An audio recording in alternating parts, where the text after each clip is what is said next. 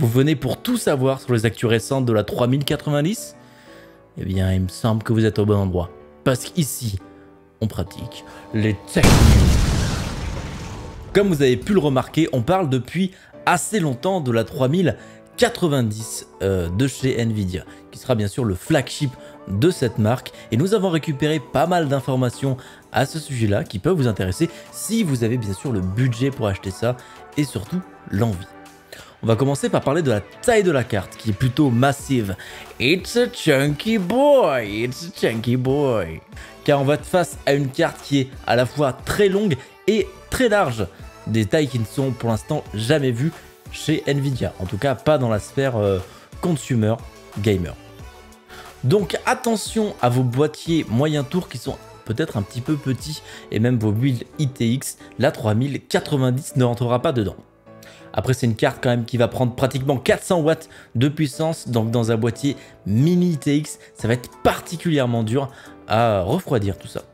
Donc normalement on ne devrait pas voir ce genre de carte dans ces petits builds. Donc réservez tout de même les 3090 pour des builds grand tour, c'est-à-dire des tours qui sont très grandes, qui aura beaucoup d'espace où la carte va bien pouvoir respirer à l'intérieur. Du nouveau aussi niveau design chez Nvidia, puisqu'on a un ventilateur à l'avant, un ventilateur à l'arrière et des plaques de refroidissement partout sur la carte. Personnellement, j'aime bien ce nouveau design, même si pour certains ça peut faire grill et barbecue, et avec ces 400 watts, je vous assure que ça peut faire cuire votre steak. En tout cas, avec autant de surface d'échange technique, on va très certainement avoir de très bonnes performances en cooling. Et comme je l'ai dit, c'est nécessaire sur cette carte. Donc bien sûr, au vu des spécifications de cette carte, elle va avoir le dernier connecteur 12 pins dont nous avons parlé récemment. Je vous mets un petit lien vers la vidéo juste ici. Donc comme on l'avait prédit, les 12 pins seront au moins sur les cartes de haut de gamme chez Nvidia. Ensuite, parlons des choses qui fâchent, parlons du prix. Parce que pour l'instant, les spéculations autour de cette carte sont autour de 1400 $. Et donc oui, c'est plus qu'un SMIC. Et ici, en plus, c'est exprimé en dollars. Donc on devrait avoir à peu près la même valeur chez nous à 1400 €, ou même voire un petit peu plus cher. Parce qu'on a l'habitude d'avoir des composants qui sont un peu moins chers en Amérique et un peu plus chers chez nous, malheureusement. Le refroidissement massif de cette carte, qu'on a pu voir qui coûtait peut-être à lui seul 150 $, est très certainement à l'origine de cette augmentation de 200 $. Après, quelque chose qui peut justifier un petit peu ce prix, même si on est sur des tarifs de cartes qui sont quand même énormes, je le rappelle, 1400 €, on a quand même une performance qui augmente de 40% sur les benchmarks. Vous allez me dire, oui, les benchmarks, c'est pas forcément représentatif, mais en tout cas, on a un petit sentiment de puissance supplémentaire. Ce sera peut-être pas 40% in-game, mais si on a au moins 30% supplémentaire face à la 2080 Ti, ce sera une très grosse avancée. Pourquoi? Parce que je le rappelle, les générations précédentes, on avait de 10 à 20% d'augmentation par rapport aux générations précédentes.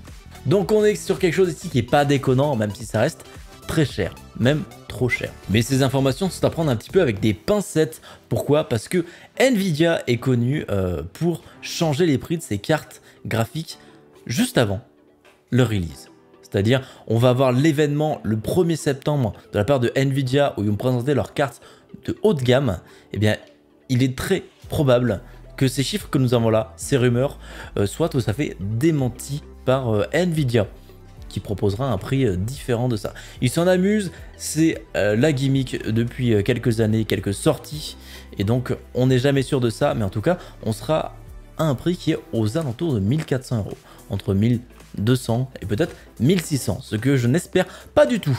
Et voilà, vous savez désormais tout ce qu'il faut savoir sur les informations récentes sur la 3090. Maintenant, il va falloir patienter peut-être le 1er septembre qui arrive très bientôt pour avoir vraiment les informations concrètes et officielles de Nvidia. 1er septembre, qui je le rappelle, est l'événement de lancement des cartes 3090, 3080 et certainement les 3070 aussi.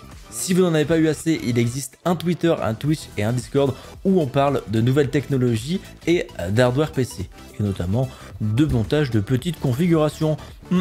Donc si vous avez besoin d'une configuration, n'hésitez pas à passer et à demander sur le forum directement. En tout cas, j'espère que vous avez apprécié cette vidéo. On se retrouve très bientôt pour une nouvelle. Allez, la bise, ciao!